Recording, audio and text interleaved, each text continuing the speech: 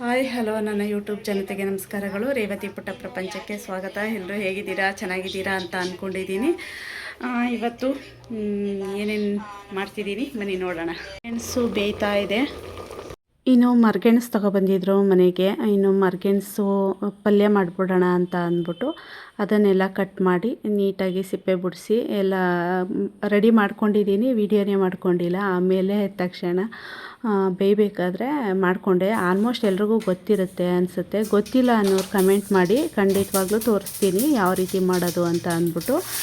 ನಾನು ಹಂಗೇ ಸಿಂಪಲ್ಲಾಗಿ ಪಲ್ಯ ಥರ ಮಾಡಿದೆ. ಬೇಯಿಸ್ಬಿಟ್ಟು ಮಾಮೂಲಿ ಈರುಳ್ಳಿ, ಹಸಿಮೆಣ್ಸಿನ್ಕಾಯಿ, ಕೊತ್ತಂಬರಿ ಸೊಪ್ಪು, ಕಾಯಿ ತುರಿ ಎಲ್ಲ ಹಾಕ್ಬಿಟ್ಟು ಮಾಡ್ತಾರಲ್ಲ ಅದೇ ರೀತಿ ಮಾಡಿದೆ. ತುಂಬ ಚೆನ್ನಾಗಿ ಬಂದಿತ್ತು, ಟೇಸ್ಟಿಯಾಗೂ ಇತ್ತು. ನಾನು ಸ್ವಲ್ಪ ಹಂಗೆ ಬೇಯಿಸಿರೋದನ್ನ ಎತ್ತಿಟ್ಕೊಬಿಟ್ಟಿದ್ದೆ. ಮತ್ತು ಒಗ್ಗರಣೆದು ಎರಡೂ ಟೇಸ್ಟಿಯಾಗಿತ್ತು. ಹಸಿ ಸುಮ್ಮನೆ ಹಂಗೆ ನೀರಲ್ಲಿ ಬೇಯಿಸಿರ್ತಾರಲ್ಲ ನೋಡಿ, ಅದು ಚೆನ್ನಾಗಿತ್ತು. ಹಂಗೆ ಪಲ್ಯ ಮಾಡಿದ್ದು ಚೆನ್ನಾಗಿತ್ತು, ತುಂಬ ಟೇಸ್ಟಿಯಾಗಿ ಬಂದಿತ್ತು. ಅವತ್ತಂತೂ ಫುಲ್ ಬರೀ ಊಟನೇ ಮಾಡಿಲ್ಲ, ಮುದ್ದೆನೂ ಮಾಡಿದ್ದೆ ಜೊತೆಗೆ. ಊಟನೇ ಮಾಡಿಲ್ಲ ಸರಿಯಾಗಿ, ಬರೀ ಅದನ್ನೇ ತಿಂದ್ಕೊಂಡು ಓಡಾಡಿಕೊಂಡು ಅದನ್ನೇ ತಿಂದ್ಕೊಂಡು ಹೊಟ್ಟೆ ತುಂಬಿಸ್ಕೊಂಡ್ವಿ. ಅಷ್ಟು ರುಚಿಯಾಗಿತ್ತು.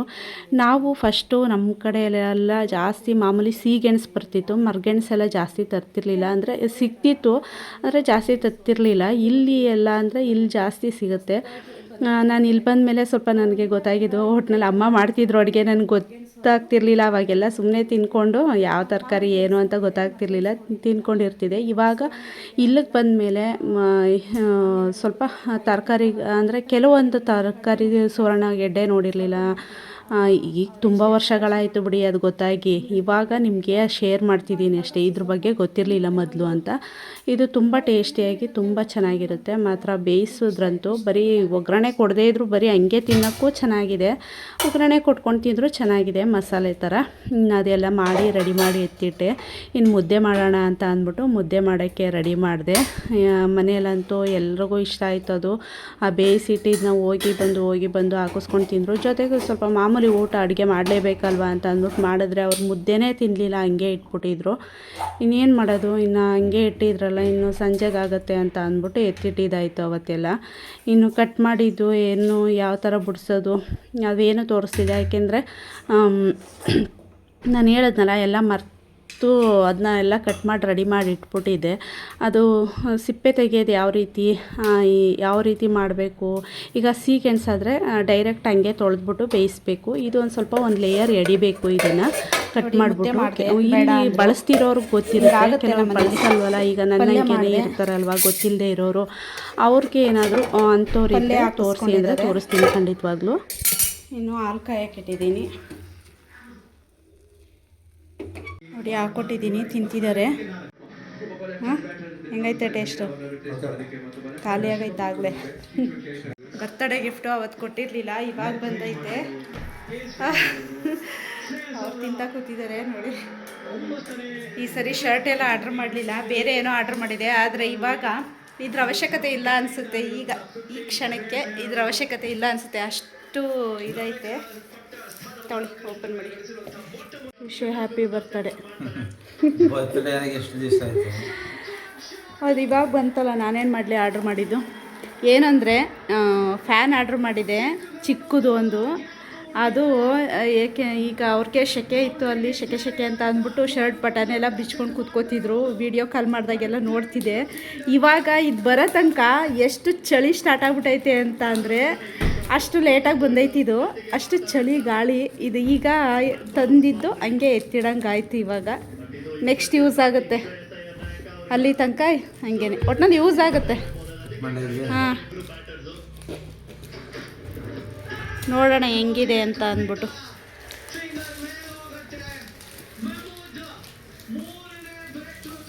ಫಾಸ್ಟಾಗಿ ಫಾಸ್ಟ್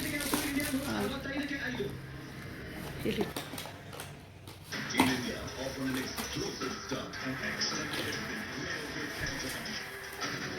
ಸೆಟ್ ಮಾಡಿಲ್ವಾ? ಸೆಟ್ ಮಾಡ್ಕೋಬೇಕು. ಸೆಟ್ ಐತೆ ಅಲ್ಲಿ ಸ್ಟ್ಯಾಂಡು. ನೋಡೋಕ್ಕೇನೋ ಚೆನ್ನಾಗೈತೆ, ಚಾರ್ಜಬಲ್ಲು ಆ ಥರ. ನಾನು ನೋಡಿದ್ರೆ ಈ ಕಡೆ ಇಟ್ಕೊಂಡಿದ್ದೀನಿ, ಹಿಂಗೆ ಇಟ್ಕೊಡ್ತಲ್ಲ. ಹಾಂ, ಎಷ್ಟು ರೇಟಾ? ಬ್ಯಾಟ್ರಿನೇ ಇದೆ, ಓಕೆನಾ? ಇಷ್ಟ ಆಯ್ತಾ? ಓಕೆ, ನನಗೆ ಯೂಸ್ ಆಗುತ್ತೆ ಈಗ ಒಂದೊಂದು ಸರಿ ತೊಗೊಳ್ಬೇಕಾದ್ರೆ ಹಿಂಗೆ ಸ್ಟ್ಯಾಂಡ್ ಇಟ್ಕೊಳ್ಳೋಕ್ಕೆ. ಕೊಡಿಯಲ್ಲಿ ಫೋನ್ ಯಾವುದೇ ನಿಮ್ಮದು ಕೊಡಿಯಲ್ಲಿ ಇಲ್ಲಿ ತೋರಿಸ್ತೀನಿ ಇಟ್ಟು ನೋಡಿ. ಈ ಥರ ಫೋನ್ ಇಟ್ಕೋಬೋದು ಮತ್ತು ಫ್ಯಾನು ಮತ್ತು ಯಾವ ಕಡೆಗೆ ಬೇಕು ರೊಟೇಟ್ ಮಾಡ್ಕೋಬೋದು. ಇಷ್ಟು ಮಾಡ್ಬೋದು, ನಮ್ಗೆ ಹೆಂಗೆ ಬೇಕಂತ ತಿರುಗಿಸ್ಕೋಬೋದು. ಇಷ್ಟು ಚೆನ್ನಾಗಿತ್ತು, ಅದಕ್ಕೆ ತೊಗೊಂಡೆ. ಇಷ್ಟ ಆಯಿತು. ಓಕೆ, ನಿಮಗೂ ಏನಾದರೂ ಲಿಂಕ್ ಬೇಕು ಅಂದರೆ ಹಾಕಿರ್ತೀನಿ, ಬೇಕಾದರೆ ತೊಗೊಳ್ಳಿ. ಅದೇ ಸೆಕೆ ಟೈಮಲ್ಲಾಗಿದ್ದರೆ ಅದು ಖುಷಿ ಆಯ್ತಿತ್ತು. ಇವಾಗ ಚಳಿ ಅಲ್ವಾ, ಅದಕ್ಕೆ ಸ್ವಲ್ಪ ಓಕೆ ಅನ್ನಿಸ್ತೈತೆ. ನಾನು ಹೆಂಗೈತೆ ಅಂದೆ, ಅದಕ್ಕೆ ಓಕೆ ಅಂತ ಹೇಳ್ತಿದ್ದಾರೆ. ಇವಾಗ ಚಳಿ ಸ್ಟಾರ್ಟ್ ಆಗ್ಬಿಟ್ಟೈತಲ್ಲ. ನಾನು ಆರ್ಡ್ರ್ ಮಾಡಿದಾಗ ಸೆಕೆನೇ ಇತ್ತು ರೀ, ಅವಾಗೆಲ್ಲ ಸೆಕೆ ಇತ್ತು, ಬಿಸಿಲಿತ್ತು. ಈಗ ಎಷ್ಟು ದಿನದಿಂದ ಇದು ಸ್ಟಾರ್ಟ್ ಆಯಿತು? 3 ದಿನದಿಂದ ಮಳೆ ಮೋಡ, ಈ ಕಡೆ ಚಳಿ ಜಾಸ್ತಿ, ಬಿಸಿಲೇ ಇಲ್ಲ, ಹನಿ ಆಗ್ತಾಯಿದೆ. ಅದರಿಂದಾಡಿ ಇವಾಗ ಅವ್ರಿಗೆ ಇದು ಅಷ್ಟೇನು ಖುಷಿ ಕೊಡ್ತಿಲ್ಲ ಸಡನ್ನಾಗಿ. ಆಮೇಲೆ ಇದ್ರ ವ್ಯಾಲ್ಯೂ ಗೊತ್ತಾಗುತ್ತೆ. ಇರಲಿ ವ್ಯಾಲ್ಯೂ ಬರಲಿ, ಅದಕ್ಕೂ ವ್ಯಾಲ್ಯೂ ಬಂದಾಗ ಯೂಸ್ ಮಾಡ್ತಾರೆ. ಯಾವುದಕ್ಕೆ ಆದರೂ ಟೈಮ್ ಬೇಕು, ಟೈಮ್ ಬರಬೇಕು ಅಂತಾರಲ್ಲ, ಇದು ಯೂಸ್ ಮಾಡೋಕ್ಕೂ ಟೈಮ್ ಬರಬೇಕು. ಇದು ಯೂಸ್ ಮಾಡೋಕ್ಕೂ ಟೈಮ್ ಬರಬೇಕು. ಯಾವುದನ್ನೇ ಆದರೂ ಅಷ್ಟೇ ಅಲ್ವಾ ಲೈಫಲ್ಲಿ. ಕೆಲವೊಂದು ಅಯ್ಯೋ ನಮಗಿನ್ನೂ ಇದೇ ಆಗಿಲ್ಲ, ಯಾಕೆ ಹಿಂಗೆ ಆಗ್ತೈತೆ, ಇನ್ನೂ ಟೈಮ್ ಬಂದಿಲ್ಲ, ಹಿಂಗೆ ಅಂತೀವಲ್ಲ. ಎಲ್ಲದಕ್ಕೂ ಒಂದು ಟೈಮ್ ಬರಬೇಕು ಅಂತೀವಲ್ಲ, ಇದಕ್ಕೇನೆ ಅಲ್ವಾ. ವೀಡಿಯೋ ಮಾಡಿಲ್ಲ, ಮೋಡ ಇತ್ತು, ಚಳಿ, ಪಾತ್ರೆ ಬೆಳಗೋಣ ಅಂದರೆ ಚಳಿ, ಹಂಗೆ ಕೂತಿದ್ದೀನಿ, ನೀರು ಮುಟ್ಬೇಕಲ್ಲ ಅಂತ ಅಂದ್ಬಿಟ್ಟು ಕೆಳಗೆ ಕಾಲಿಟ್ರೆ ಕುಳು ಅನ್ನುತ್ತೆ. ಏನಿಲ್ಲ, ಇನ್ನು ಸ್ವಲ್ಪ ಹೊತ್ತಾಗಲಿ, ಹೋಗಿ ಪಾತ್ರೆ ಎಲ್ಲ ಬೆಳಗಬೇಕು. ಪಾತ್ರೆಗಳಿದೆ ಬಚ್ಚಲ ಮನೇಲಿ, ಇನ್ನು ಅಡುಗೆ ಮನೆಯಲ್ಲಿ. ಇನ್ನು ಸಂಜೆಗಂತೂ ಅಡುಗೆ ಮಾಡೋಂಗಿಲ್ಲ, ಯಾಕೆ ಅಂದರೆ ಮುದ್ದೆ ಎಲ್ಲ ಹಂಗೆ ಇದೆ. ಯಾರೂ ಊಟ ಮಾಡಲಿಲ್ಲ, ನನ್ನ ಮಗ ಮಾತ್ರ ಊಟ ಮಾಡ್ದೆ, ಇವರು ಊಟ ಮಾಡಲಿಲ್ಲ, ನಾನು ಊಟ ಮಾಡಲಿಲ್ಲ. ಅದು ಮರ್ಗೆಣ್ಸಿಂದು ಪಲ್ಯ ಇತ್ತಲ್ಲ, ಚೆನ್ನಾಗಿತ್ತು, ತುಂಬ ಟೇಸ್ಟಾಗಿತ್ತು. ತಿಂದ್ಕೊಂಡು ಸುಮ್ಮನಾದ್ವಿ. ಏನು ಊಟ ಏನು ಬೇಕು ಅನ್ನಿಸ್ತಿಲ್ಲ, ಯಾಕೆ ಅಂದರೆ ಅಂಥ ರಫ್ ಕೆಲಸ ಮಾಡಿದ್ರೆ ನಮಗೆ ಬೇಕು ಅನಿಸುತ್ತೆ. ನಮಗೇನು ರಫ್ ಕೆಲಸ ಏನಿಲ್ವಲ್ಲ ಮನೇಲಿ, ಆದರೆ ಚಳಿಗೆ ತಿನ್ನಬೇಕು ಅನಿಸುತ್ತೆ ಮನೇಲಿ. ಅದಕ್ಕೆ ಈ ಪಲ್ಯ ಅಂತೂ ತುಂಬ ಟೇಸ್ಟಿಯಾಗಿತ್ತು, ನನಗಂತೂ ಇಷ್ಟ ಆಯಿತು. ತುಂಬ ಅಪರೂಪಕ್ಕೆ ತಂದಿದ್ರಲ್ಲ, ಇಷ್ಟ ಆಯಿತು. ಹೋಗು ಬಂದು ತಿಂದು ಅದೇ ಹೊಟ್ಟೆ ತುಂಬ್ಕೊಬಿಡ್ತು. ಇನ್ನು ಈಗ ಸದ್ಯಕ್ಕೆ ಇಷ್ಟೇ, ಆಮೇಲೆ ಸಿಗ್ತೀನಿ ನಿಮಗೆ. ಇನ್ನು ಅಡುಗೆ ಎಲ್ಲ ಖಾಲಿ ಆಗಿರಲಿಲ್ಲ, ಎಲ್ಲ ಹಂಗೆ ಇತ್ತು. ಇನ್ನು ರಾಯರ ಮಹಾತ್ಮೆ ಬರ್ತಿತ್ತು ಶನಿವಾರ, ಅದನ್ನ ನೋಡಿಕೊಂಡು ಹಂಗೇ ಒಂದೊಂದಾಗಿ ಪ್ರೋಗ್ರಾಮ್ಗಳು ಅವು ಇವು ಬರ್ತಲ್ಲ, ನೋಡಿಕೊಂಡು ಕೂತ್ಕೊಂಡ್ವಿ. ಏನು ವೀಡಿಯೋ ಮಾಡಲಿಲ್ಲ. ಇನ್ನು ನೆಕ್ಸ್ಟ್ ಡೇ ಸಿಗ್ತೀನಿ, ಇದೇ ನೆಕ್ಸ್ಟ್ ಡೇ ಸಿಗ್ತೀನಿ ಅಂತ ಅಂದ್ಬಿಟ್ಟು ಎಲ್ಲೋ ಬಸ್ಸಲ್ಲಿ ಹೋಗ್ತಿದ್ದೀರಲ್ಲ ಅಂತ ಅಂದ್ಕೋಬೇಡಿ. ಅಂದರೆ ಒಂದು ಫಂಕ್ಷನ್ ಇತ್ತು, ಒಂದಲ್ಲ 2 ಫಂಕ್ಷನ್ ಇತ್ತು, 2 ಮುಗಿಸ್ಬೇಕಿತ್ತು. ಅದಕ್ಕೆ ಬೆಳಗ್ಗೆ ಬೇಗ ಹೊರಟೆ. ಒಂದು ಮದುವೆ ಇತ್ತು, ಮತ್ತು ಒಂದು ನಾಮಕರಣ ಶಾಸ್ತ್ರ, ತೊಟ್ಲು ಶಾಸ್ತ್ರ ಥರ ಇತ್ತು. ಅದಕ್ಕೆ ಹೊರಡಬೇಕಿತ್ತು. ಬೆಳಗ್ಗೆ ಅಷ್ಟೊತ್ತಿಗೆ ಹೊರಟೆ. ನಾನು ಹೊರಡಬೇಕಾದ್ರೆ ಒಂದು ಕೆಲಸ ಆಯಿತು. 3 ಬಸ್ ನಿಂತಿತ್ತು. ಯಾವ್ದು ಫಸ್ಟ್ ಹತ್ತಿತ್ತು, ಯಾವ್ದು ಫಸ್ಟ್ ಹೋಗುತ್ತೆ ಅಂತ ಒಂದಕ್ಕೆ ಹತ್ಬಿಟ್ಟು ಇಳಿದು ಪುನಃ ಇನ್ನೊಂದಕ್ಕೆ ಹತ್ತಿ ಕೂತ್ಕೊಂಡಿದ್ದಾಯಿತು. ಕೂತ್ಕೊಂಡ್ರೆ ಅಲ್ಲಿ ಇನ್ನೊಂದು ಅದೇ ಆ ಬಸ್ಗಳು ಫಾಸ್ಟಾಗಿ ಹೋಗ್ತಿದೆ. ನನಗೆ ಟೆನ್ಷನ್ ಆಗೋಯ್ತು, ಇದು ಬೇಗ ಹೋಗುತ್ತಾ ಅಂತ ಕೇಳ್ಕೊಂಡು ಹತ್ಬಿಟ್ಟೆ. ಅಲ್ಲಿ ನೋಡಿದ್ರೆ ಆ ಬಸ್ ಫಾಸ್ಟಾಗಿ ಹೋಗ್ತಿತ್ತು. ಅದೇ ಟೆನ್ಷನಲ್ಲಿ ನೋಡ್ತಿದ್ದೆ, ಅಯ್ಯೋ ಇದಕ್ಕೆ ಹತ್ಕೊಬಿಟ್ನಲ್ಲ, ಅದೇ ಬೇಗ ಹೋಗ್ತಿದೆ, ಇದರಿಂದ ಅದಕ್ಕೆ ಹತ್ಕೋಬೇಕಿತ್ತು, ಅಯ್ಯೋ ಇದು ಫಾಸ್ಟಾಗಿ ಹೋಯ್ತಿಲ್ವಲ್ಲ ಅಂತ ಅಂದ್ಕೊಂಡು ಉದ್ದಕ್ಕೂ ಅದನ್ನೇ ನೋಡೋದು. ಒಂದು ಸರಿ ಇದು ಫಾಸ್ಟಾಗಿ ಹೋಗ್ತಿತ್ತು, ಒಂದು ಸರಿ ಅದು ಫಾಸ್ಟಾಗಿ ಹೋಗ್ತಿತ್ತು, ಒಂದು ಸರಿ ಇದು, ಒಂದು ಸರಿ ಅದು, ಆ ಥರನೇ ಆಗ್ತಿತ್ತು. ಕೊನೆಗೂ ಮೈಸೂರಿಗೆ ಹೋಗೋ ತನಕನೂ ಬರೀ ಅದನ್ನೇ ನೋಡಿದೆ ನಾನು ಟೆನ್ಷನಲ್ಲಿ.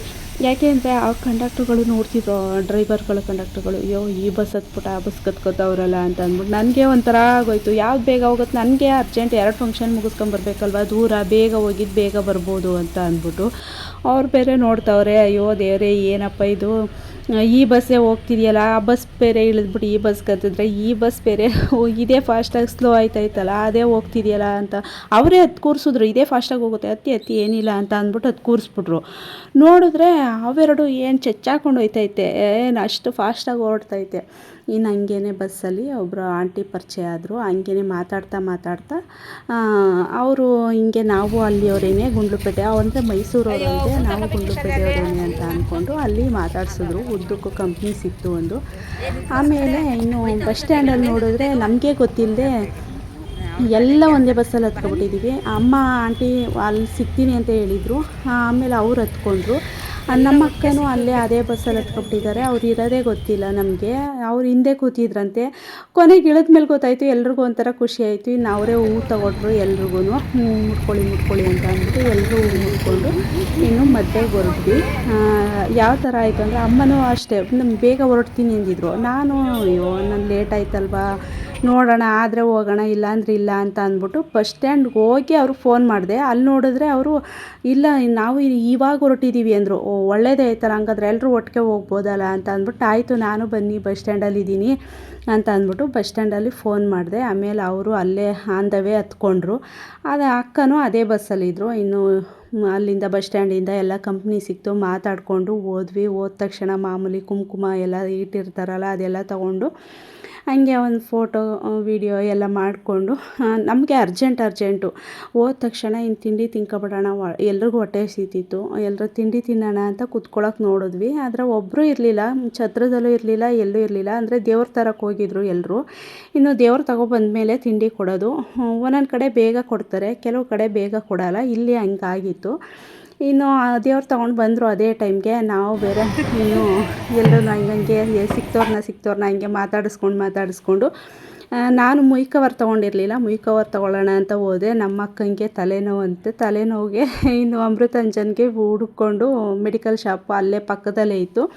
ಇನ್ನು ಮೆಡಿಕಲ್ ಶಾಪಲ್ಲಿ ಹೋಗಿ ಮೆಡಿಕಲಲ್ಲಿ ಅವರು ಅಮೃತಾಂಜನ್ ತೊಗೊಂಡ್ರು. ಇನ್ನು ಬರ್ತಿದ್ದಂಗೆ ತಿಂಡಿ ಕೊಡಿಸಿದ್ರು. ತಿಂಡಿ ತಿಂದ್ಕೊಂಡು ನಾವು ಎಲ್ಲರೂ ಮಾತಾಡಿಸ್ಕೊಂಡು ಇದು ಹುಡುಗಿ ಮದುವೆ ಹುಡುಗಿ ತಂಗಿ, ಈ ಹುಡುಗಿ ಮದುವೆ ಹುಡುಗಿ ಬ್ರೈಡು. ಇನ್ನು ಆಂಟಿ ಮತ್ತು ಅಕ್ಕ ಗೊತ್ತಿರೋರ್ನೆಲ್ಲರನ್ನೂ ಅಲ್ಲೇ ಮಾತಾಡಿಸ್ಕೊಂಡು ಹೊರಟ್ವಿ. ಅಮ್ಮ ಎಲ್ಲರೂ ಇವ್ರನ್ನ ಮಾತಾಡಿಸು ಅಂತಿದ್ರು. ಇನ್ನು ಆಯಿತು ಅಂತ ಅಂದ್ಬಿಟ್ಟು ಮಾತಾಡಿಸ್ಬಿಟ್ಟು ಹೊರಟ್ರೆ ಹೋಗೋದರಲ್ಲಿ ಮಳೆ ಸ್ಟಾರ್ಟ್ ಆಗ್ಬಿಡೋದ. ಇನ್ನು ಸದ್ಯ ಛತ್ರಿ ಅಂತೂ ನನ್ನ ಬ್ಯಾಗಲ್ಲಿ ಇದ್ದೇ ಇರುತ್ತೆ. ಇನ್ನು ಛತ್ರಿ ತೊಗೊಂಡು ಇಟ್ಕೊಂಡು ಹೊರಟ್ವಿ. ಇನ್ನು ಹೊರಟ್ರೆ ಇನ್ನು ಮಾಮೂಲಿ ಇನ್ನೆಲ್ಲ ಬಸ್ ಸ್ಟ್ಯಾಂಡಲ್ಲಿ ಬಸ್ ಹತ್ತೋದು ಇಳಿಯೋದು, ಬಸ್ ಆವತ್ತೊಂದು ದಿನ ಎಲ್ಲ ಬರೀ ಅದೇ ಆಗಿತ್ತು.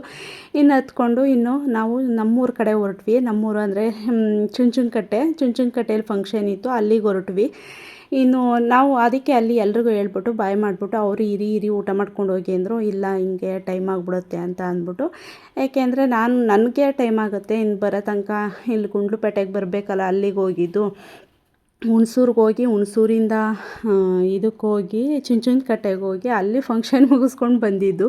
ಇದು ಚುಂಚನಕಟ್ಟೆಗೆ ಬಂದ್ವಿ. ಇದು ಶುಗರ್ ಫ್ಯಾಕ್ಟ್ರಿ. ಇದು ನಮ್ಮ ತಂದೆ ಹೋಗ್ತಿದ್ರು ಮೊದಲು. ನಮ್ಮ ತಂದೆ ಶುಗರ್ ಫ್ಯಾಕ್ಟ್ರಿಲೇ ಕೆಲಸ ಮಾಡ್ತಿದ್ದು. ಇನ್ನು ಹೋಗ್ತಿದ್ದಂಗೆ ಇವಳು ಆಚೆ ಬಂದು ಮಾತಾಡ್ಸಿದ್ಲು. ಅದೇನೇನೋ ಅವಳು ಮಾತಾಡ್ತಾಳಲ್ಲ ಹಂಗೆ ಮಾತಾಡಿದ್ಲು. ಅವನಿಗಂತೂ ಖುಷಿಯಾಗೋಯ್ತು, ಬಂದು ಅವನು ಮಾತಾಡಿಸ್ದ.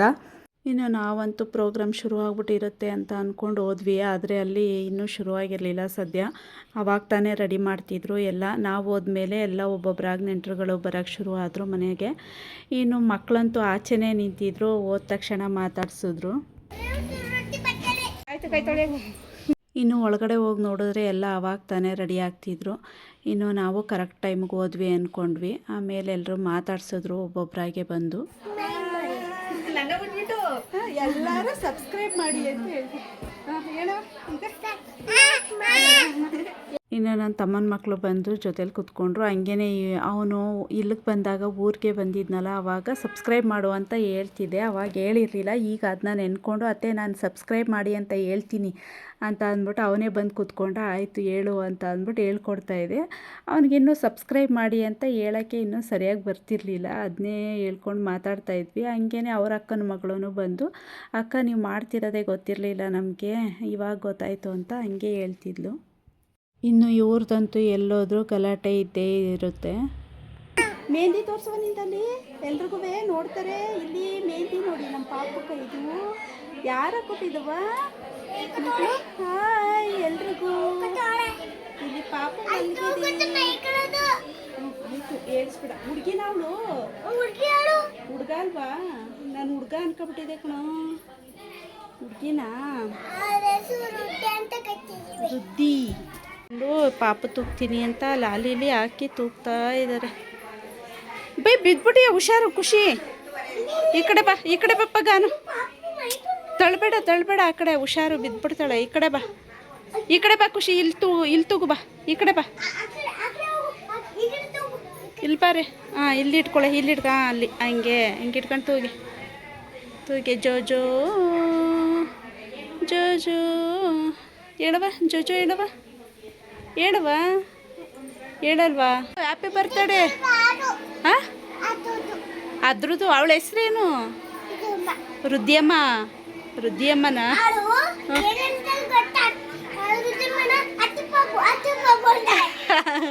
ಅತ್ತೆ ಪಪ್ಪು ಅಂತಾಳ. ಏನೇ ಗುಬ್ಬಿ ಏನೋ ಚೇಷ್ಟೆ ಮಾಡ್ತಾವ ನೋಡಿ. ಇನ್ನು ನನಗೂ ಜರ್ನಿ ಮಾಡಿ ಸ್ವಲ್ಪ ಸುಸ್ತಾಗಿತ್ತು ಅಂದ್ಬಿಟ್ಟು ಅಲ್ಲೇ ಪಾಪು ಮಲಗಿಸಿದ್ರಲ್ಲ, ಅಲ್ಲೇ ರೂಮಲ್ಲಿ ಮಲಗಿದ್ದೆ. ಇನ್ನು ನನಗೆ ಕಂಪ್ನಿ ಕೊಡೋಕ್ಕೆ ಇವರಿಬ್ಬರು ಇದ್ದರು. ಬಂದು ಮಾತಾಡಿಕೊಂಡು ಅದು ಇದು ಅಂತ ಅವನು ಪರಿಚಯ ಮಾಡಿಕೊಡ್ತಿದ್ದ. ಇನ್ನು ಇವಳು ಹೇಳಕ್ಕೆ ಬರದೇ ಇದ್ದರು ಚೇಷ್ಟೆ ಮಾಡ್ತಿದ್ಲು. ಒಂದು ಸ್ವಲ್ಪ ಅಲ್ಲತ್ತದು ಇಲ್ಲತ್ತದು ಓಡಾಡೋದು ಆ ಕಡೆ ಈ ಕಡೆ. ಇವ್ರದ್ದೇ ಸ್ವಲ್ಪ ಗಲಾಟೆ ಆಗ್ಬಿಟ್ಟಿತ್ತು ಮನೇಲಿ. ಇನ್ನೂ ಒಂದು ಸ್ವಲ್ಪ ಮಗುಗೆ ಬಟ್ಟೆ ತಂದಿದ್ರು. ಪುಟ್ಟದಾಗಿತ್ತು. ಎಷ್ಟು ಪುಟ್ಟದಾಗಿತ್ತು ಅಂದರೆ ಕ್ಯೂಟಾಗಿತ್ತು.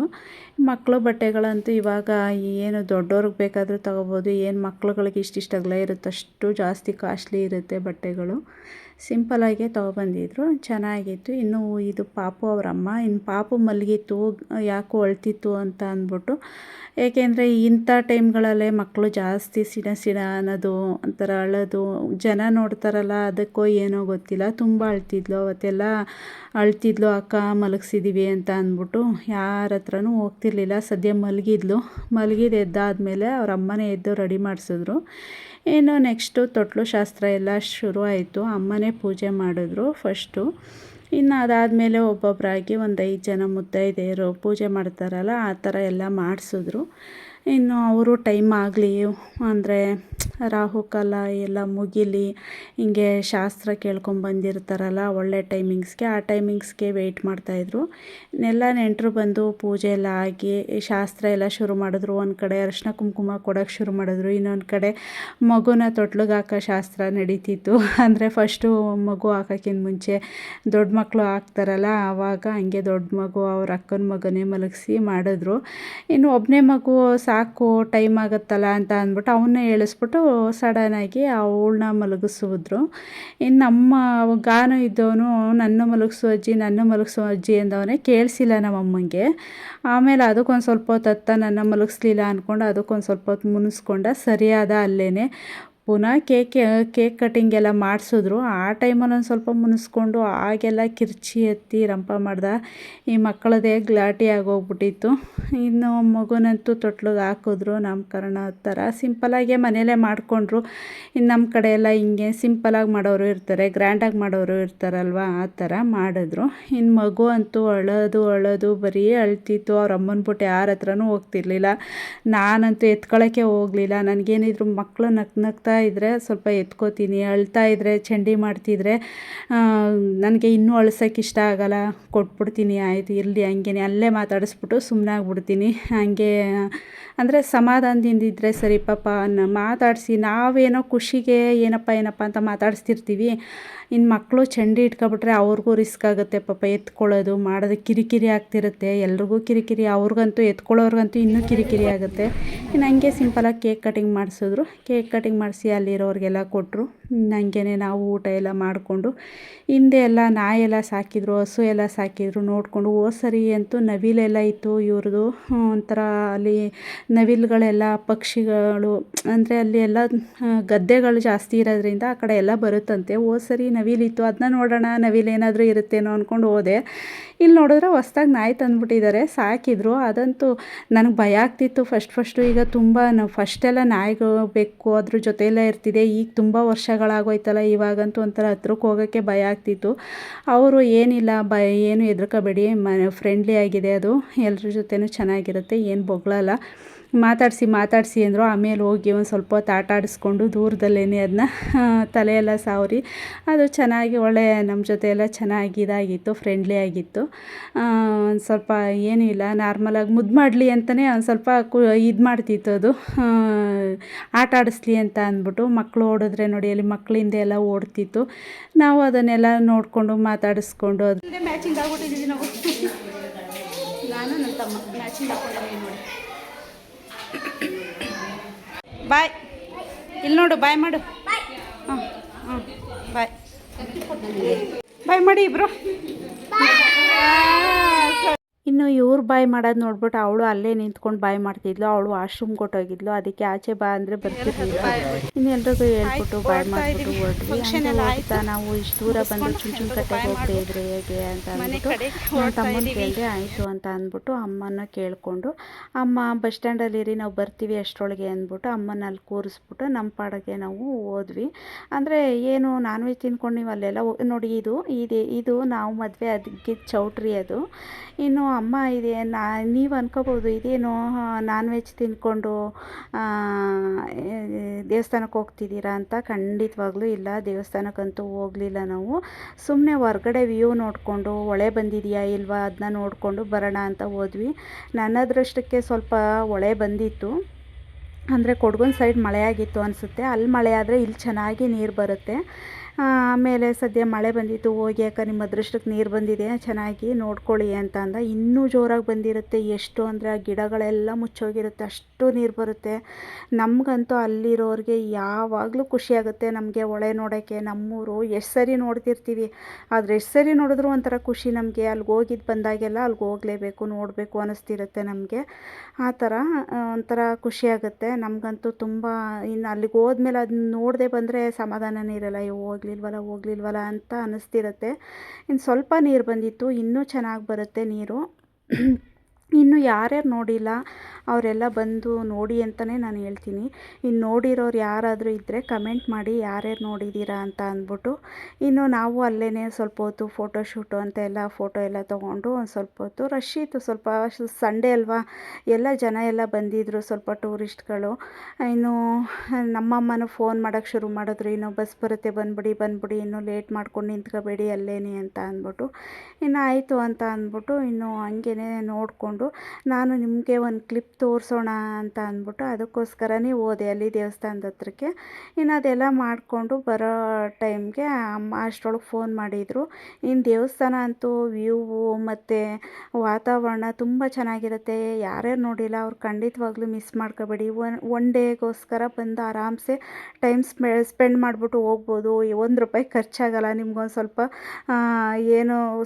ಏನು ಖರ್ಚಂದ್ರೆ ಏನೂ ಖರ್ಚಾಗಲ್ಲ, ಆರಾಮ್ಸೆ ಬಂದು ಹೋಗ್ಬೋದು. ಇನ್ನು ದೇವಸ್ಥಾನಕ್ಕೆಲ್ಲ ಬಂದು ಆರಾಮಾಗಿ ನೋಡ್ಕೊಂಡು ಹೋಗ್ಬೋದು. ನಾನಂತೂ ಒಳಗಡೆ ಹೋಗಲಿಲ್ಲ, ಅದೇ ಹೇಳಿದ್ನಲ್ಲ ಹೋಗಂಗಿರಲಿಲ್ಲ. ಹೋಗೋಕೆ ಇಷ್ಟ ಇತ್ತು, ನನ್ನ ತಮ್ಮನ ಮೊದಲೇ ಅದಕ್ಕೆ ಬಂದ ತಕ್ಷಣ ಬಾ ಹೋಗಿದ್ದು ಬಂದ್ಬಿಡೋಣ ಅಂತ ಅಂದೆ. ಆದರೆ ಅಲ್ಲೊಂದು ಸ್ವಲ್ಪ ಕೆಲಸ ಇತ್ತು ಅಂದ್ಬಿಟ್ಟು ಅಮ್ಮ ಊರ ಕಡೆ ಕರ್ಕೊಂಡು ಹೋಗ್ಬಿಟ್ರು ಅವನ್ನ. ಇನ್ನು ಅದರಿಂದ ನಾವು ಆಗಲಿಲ್ಲ ಹೋಗೋಕ್ಕೆ. ಇನ್ನೇನು ಮಾಡೋದು, ಅಟ್ಲೀಸ್ಟ್ ಹೊಳೆನಾದರೂ ನೋಡೋಣ ಬಂದಿದ್ದಕ್ಕೆ ಅಂತ ಅಂದ್ಬಿಟ್ಟು ಅದನ್ನ ನೋಡ್ಕೊಂಡು ಬಂದಿದ್ದಾಯಿತು. ಇನ್ನು ಅದಾದಮೇಲೆ ಇನ್ನು ನಾನು ನನ್ನ ತಮ್ಮ ಒಂದೇ ಥರ ಮ್ಯಾಚಿಂಗಾಗಿ ಹಾಕ್ಕೊಬಿಟ್ಟಿದ್ದೀವಿ. ಅಂದರೆ ಗೊತ್ತಿಲ್ಲ, ಅವನಿಗೂ ಗೊತ್ತಿಲ್ಲ ನನಗೂ ಗೊತ್ತಿಲ್ಲ. ಆಮೇಲೆ ನಾನು ಗಮನಿಸಿರಲಿಲ್ಲ, ಒಂದೇ ಥರ ಇತ್ತು ಡ್ರೆಸ್ಸು, ಒಂದೇ ಥರ ಹಾಕ್ಕೊಂಡು ಇನ್ನು ಅವನು ಬಸ್ ಸ್ಟ್ಯಾಂಡಿಗೆ ಬಿಟ್ಬಿಟ್ಟು ಹೊರಟ. ಇನ್ನು ಹೊರಟ ಮೇಲೆ ನಮಗೆ ಅಷ್ಟರೊಳಗೆ ಬಸ್ ಬಂತು. ಅಲ್ಲೊಂದು ಕತೆ ಆಯಿತು ನಮ್ಮದು. ಏನಂದರೆ ಬಸ್ ಹತ್ಕೋಬೇಕಾದ್ರೆ ಒಂದೇ ಸರಿಗೆ 2 ಬಸ್ ಬಂತಾ. ಅಮ್ಮನ ಬ್ಯಾಗ್ ನನ್ನ ಕೈಲಿ ಕೊಟ್ಟಿದ್ರು. ಒಂದು ಬಸ್ಸು ರಶ್ ಇತ್ತು, ಈ ಕಡೆ ಬಂದು ಸೀಟ್ ಹಾಕೋಣ ಅಂತ ಅಂದ್ಬಿಟ್ಟು ಹತ್ತಕ್ಕೆ ಹೋದರೆ ನಾನು ಆ ಕಡೆ ಅಯ್ಯೋ ರಶ್ ಐತೆ, ಈ ತಡಿ ಹಿಂದೆ ಬಂತಲ್ಲ ಆ ಬಸ್ನ ಎತ್ಕೊಬಿಡೋಣ ಅಂತ ಅಂದು ಅದ್ರಲ್ಲಿ ಖಾಲಿ ಇತ್ತು. ಅದಕ್ಕೆ ಹತ್ತಕ್ಕೆ ಹೋದರೆ ಅಮ್ಮ ಬಂದಿಲ್ಲ, ಅದರಲ್ಲಿ ಹತ್ಕೊಬಿಟ್ಟವ್ರು ಅವರು ಫಸ್ಟ್ ಬಂದಿದ್ದ ಬಸ್ಸಲ್ಲಿ. ಅದರಲ್ಲಿ ಸೀಟ್ ಇಟ್ಕೊಬಿಡೋಣ ನಾನು ಹತ್ಬಿಟ್ಟು ಅಂತ ಅಂದ್ಬಿಟ್ಟು ಅವ್ರು ಫಸ್ಟ್ ಹತ್ಬಿಟ್ಟವ್ರೆ. ನಾನು ಅಲ್ಲಿ ಸೀಟ್ ಇಲ್ವಲ್ಲ, ಅದಕ್ಕೆ ಯಾಕೆ ಅಷ್ಟೊಂದು ಕಷ್ಟಪಟ್ಕೊಂಡು ಹತ್ತೋದು ಅಂತ ಅಂದ್ಬಿಟ್ಟು ನಾನು ಇದರಲ್ಲಿ ಹತ್ಕೊಬಿಟ್ಟಿದ್ದೀನಿ. ಇಬ್ಬರು ಬೇರೆ ಬೇರೆ ಆಗಿಬಿಟ್ಟಿದ್ವಿ. ನನಗಂತೂ ಟೆನ್ಷನ್ ಸ್ಟಾರ್ಟ್ ಆಗಿಬಿಟ್ಟು ಇನ್ನು ಅಕ್ಕಪಕ್ಕದವರೆಲ್ಲ ಏನಾಯ್ತಪ್ಪ ಏನು ಅಂತ ಕೇಳ್ತಿದ್ರು. ಯಾಕಷ್ಟು ಟೆನ್ಷನ್ ಆದೆ ಅಂದರೆ ಅವ್ರ ಬ್ಯಾಗ್ ನನ್ನ ಹತ್ರ ಇದ್ದಿದ್ದರಿಂದ ಅವ್ರ ಫೋನು ಎಲ್ಲ ನನ್ನ ಹತ್ರನೇ ಉಳ್ಕೊಬಿಟ್ಟಿತ್ತು. ಎಲ್ಲಿ ಹೋಗ್ತಿದ್ದಾರೆ ಏನು ಅಂತ ಕೇಳೋಕ್ಕೂ ಏನೂ ಇಲ್ಲ. ಫೋನ್ ಇದ್ರಾದರೂ ಅಟ್ಲೀಸ್ಟ್ ಇಂಥ ಬಸ್ ಬಸ್ಸಲ್ಲಿ ನಾನಿದ್ದೀನಿ, ನೀವು ಅಲ್ಲಿದ್ದೀರಾ, ಆಯಿತು ಅಲ್ಲಿ ಇಳ್ಕೊಳ್ಳಿ ಅಂತ ಹೇಳ್ಬೋದು. ಕೊನೆಗೆ ನನಗೆ ಟೆನ್ಷನ್ಗೆ ಏನು ಮಾಡಬೇಕು ಅನ್ನೋದು ಗೊತ್ತಾಗದೆ ನಮ್ಮ ಮನೆಯವ್ರಿಗೆ ಫೋನ್ ಮಾಡಿದೆ, ನನ್ನ ತಮ್ಮಂಗೆ ಫೋನ್ ಮಾಡಿದೆ. ಏನು ಮಾಡಬೇಕು ಅಂತ ಗೊತ್ತಾಗ್ತಿಲ್ಲ. ಗಾಬರಿಯಾಗಿ ಒಂದು ಸ್ವಲ್ಪ ಹೊತ್ತು ಏನು ಮಾಡಲಿ ಅಂತ ಗೊತ್ತಾಗ್ತಿಲ್ಲ. ಸದ್ಯ ಆಮೇಲೆ ಅಮ್ಮ ಅವ್ರ ಹತ್ರ ಫೋನ್ ನಂಬರ್ ಬರೆಸಿಟ್ಕೊಂಡಿದ್ರಂತೆ, ಒಂದು ಪುಸ್ತಕದಲ್ಲಿ ಇಟ್ಕೊಂಡಿದ್ರು ಅವರು. ಆಮೇಲೆ ಫೋನ್ ಮಾಡಿಸಿದ್ರು, ಯಾರ ಹತ್ರನೂ ಇಸ್ಕೊಂಡು ಪಾಪ ಕೊಟ್ಟಿದ್ದಾರೆ ಯಾರೋ, ಹಿಂಗೆ ನಮ್ಮ ಜನ ಕೊಟ್ಟೇ ಕೊಡ್ತಾರಲ್ವ ಪಾಪ, ಹಿಂಗೆ ಹೆಲ್ಪ್ ಮಾಡ್ತಾರೆ ಸಣ್ಣ ಪುಟ್ಟದು. ಆಗ ಹಿಂಗೆ ಅಂತ ಹೇಳಿದಾಗ ಯಾರೋ ಕೊಟ್ರಂತೆ. ಆವಾಗ ಅವ್ರ ಹತ್ರ ಇಸ್ಕೊಂಡು ಫೋನ್ ಮಾಡಿದ್ರು, ಇಂಥ ಕಡೆ ಇದ್ದೀನಿ ಅಂತ ಅಂದ್ಬಿಟ್ಟು. ಆಮೇಲೆ ಅವರು ಕೆ ಆರ್ ನಗರದಲ್ಲಿ ಇಳ್ಕೊಂಡು ಇಬ್ಬರು ಒಂದೇ ಬಸ್ ಹತ್ಕೊಂಡ್ವಿ. ಮೈಸೂರು ಹತ್ರ ಬಂದಮೇಲೆ ನನಗೆ ಸೀಟ್ ಸಿಕ್ತು. ನನಗೆ ಬೇರೆ ಸೀಟು ಸಿಗಲಿಲ್ಲ ಅಲ್ಲಿ ನೆಕ್ಸ್ಟ್, ಯಾಕೆಂದರೆ ಬಸ್ ಚೇಂಜ್ ಮಾಡಿದ್ನಲ್ಲ ಕೆ ಆರ್ ನಗರದಲ್ಲಿ, ಅಮ್ಮ ಕೂತಿರೋ ಬಸ್ಗೆ ಹೋದೆ. ಯಾಕೆಂದರೆ ಅವರು ಟಿಕೆಟ್ ತೊಗೊಬಿಟ್ಟಿದ್ರು, ನಾನು ತೊಗೊಂಡಿರಲಿಲ್ಲ. ನಾನು ಕೆ ಆರ್ ನಗರಕ್ಕೆ ತೊಗೊಂಡಿದ್ದೆ, ಅವರು ಡೈರೆಕ್ಟ್ ಮೈಸೂರಿಗೆ ತೊಗೊಬಿಟ್ಟಿದ್ರು. ಇನ್ನು ಅಲ್ಲಿ ಮೈಸೂರು ಹತ್ರ ಹೋದ್ಮೇಲೆ ನನಗೆ ಸೀಟ್ ಸಿಕ್ತು. ಇನ್ನು ಅವರು ಬಾಯ್ ಮಾಡಿಬಿಟ್ಟು ಹೋದರು. ನಾನು ನಮ್ಮೂರ ಕಡೆಗೆ ಹೊರಟೆ. ಅಯ್ಯಪ್ಪ, ಇವತ್ತಂತೂ ನನಗೆ ಬೆಳಗ್ಗೆಯಿಂದ ಆಗಿದ್ದು ನನಗೇನೂ ಟೆನ್ಷನ್ ಆಗಲಿಲ್ಲ. ಹೊರಟು ಬರಬೇಕಾದ್ರೆ ಆಗಿದ್ದು ನೋಡಿ ಟೆನ್ಷನ್ ಅಂದರೆ ಟೆನ್ಷನ್ ಅಲ್ಲ, ಅಷ್ಟಿಷ್ಟಲ್ಲ. ಬಸ್ಸಲ್ಲೆಲ್ಲ ಕೇಳ್ತಿದ್ರು ಪಾಪ, ಎಲ್ಲಪ್ಪ ಯಾರು ನಿಮ್ಮ ಅಮ್ಮಂಗೆ ಗೊತ್ತಾಯ್ತಾ, ಏನು ಗೊತ್ತಾಗುತ್ತಾ ಅವ್ರಿಗೆ, ಏನಾದರೂ ದುಡ್ಡಿದೆಯೋ ಇಲ್ವೋ, ತಂದವರಾ ಇಲ್ವಾ ಪಾಪ ಅಂತೂ ಎಷ್ಟೊಂದು ಕೇಳಿದ್ರು. ಅಂದರೆ ನನಗಂತೂ ಒಂಥರ ಗಾಬರಿ, ಏನು ಮಾಡೋದು ನೋಡಿ ಅಂಥ ಟೈಮಲ್ಲಿ ಎಲ್ರಿಗೂ ಹಿಂಗೆ ಅಲ್ವಾ, ಏನು ಮಾಡೋದು ಅಂತ ಯಾಕೆಂದರೆ ಫೋನ್ ಈಗ ಎಷ್ಟು ಅಡ್ಯಾಪ್ಟ್ ಆಗಿಬಿಟ್ಟಿದ್ದೀವಿ ಅಂದರೆ ಫೋನ್ಗೆ, ಫೋನು ಇಲ್ಲದೇ ಇದ್ರೆ ಯಾರಿಗೆ ಮಾಡೋದು ಅಂತ ಆ ಥರ ಗಾಬರಿ ಆಗ್ಬಿಡ್ತು ಅಷ್ಟೇ. ಆಮೇಲೆ ಎಲ್ಲ ಫೋನ್ ಮಾಡಿ, ಇಲ್ಲ ಹಿಂಗೆ ಸಿಕ್ತು, ಎಲ್ಲ ಮೀಟ್ ಆದ್ವಿ ಅಂತ ಅಂದ್ಬಿಟ್ಟು, ಇಬ್ಬರು ಸಿಕ್ಕಿದ್ವಿ, ಹೋಗ್ತಿದ್ದೀವಿ ಏನಿಲ್ಲ ಅಂತ ಅಂದ್ಬಿಟ್ಟು ಎಲ್ರಿಗೂ ಹೇಳಿದ್ವಿ. ಒಬ್ಬೊಬ್ರಾಗಿ ಎಲ್ಲ ಫೋನ್ ಮಾಡೋಕ್ಕೆ ಶುರು ಮಾಡಿದ್ರು. ಇಷ್ಟ ಆಯಿತು ಕತೆ. ಇನ್ನು ನಮ್ಮೂರ ಕಡೆಗೆ ಆರಾಮಾಗಿ ಸೀಟ್ ಸಿಕ್ತು. ಸನ್ಸೆಟ್ ಅಂತೂ ತುಂಬ ಚೆನ್ನಾಗಾಗ್ತಿತ್ತು. ಅದು ನೋಡಿಕೊಂಡು ಒಳ್ಳೆ ವ್ಯೂ ಇತ್ತು. ನೋಡಿಕೊಂಡು ಇನ್ನು ಬೆಳಿಗ್ಗೆ ಹೋದವರು ಸಂಜೆ ತಲುಪಿದ್ವಿ ಮನೆಗೆ. ಇಷ್ಟ ಆಗಿತ್ತು ನೋಡಿ ಇವತ್ತಿನ ವೀಡಿಯೋ. ನಿಮ್ಮೆಲ್ರಿಗೂ ಇಷ್ಟ ಆಗಿದ್ದರೆ ಲೈಕ್ ಮಾಡಿ, ಶೇರ್ ಮಾಡಿ, ನನ್ನ ವೀಡಿಯೋನ ಫಾಲೋ ಮಾಡಿ, ಮತ್ತು ಸಬ್ಸ್ಕ್ರೈಬ್ ಮಾಡೋದಂತೂ ಮರೀಲೇಬೇಡಿ. ಮತ್ತೆ ಸಿಗ್ತೀನಿ. ಬಾಯ್.